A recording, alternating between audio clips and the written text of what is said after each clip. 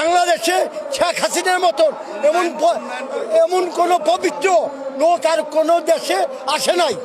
বাংলাদেশের একমাত্র উন্নয়নের জোয়ার আনলে একমাত্র শেখ হাসিনাই আনছে।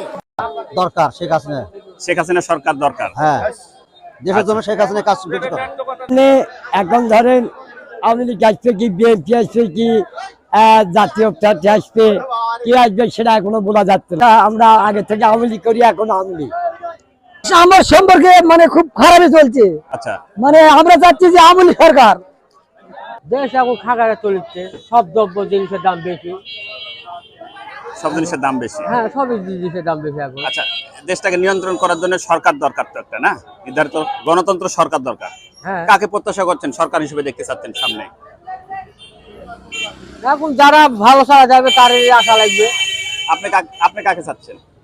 আমরা আওয়ামী লীগ করি, আওয়ামী লীগ কি চাই? আওয়ামী লীগকে চাচ্ছেন।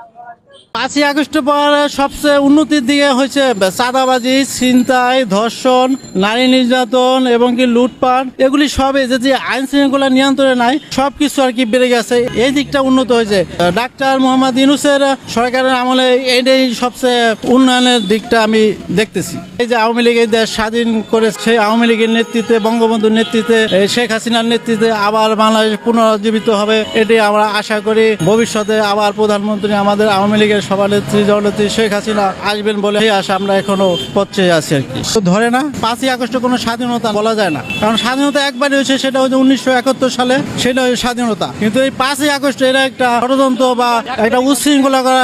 হাসিনা যাওয়ার পর থেকে দেশে আরো অভাব দরিদ্র বাড়তেছে।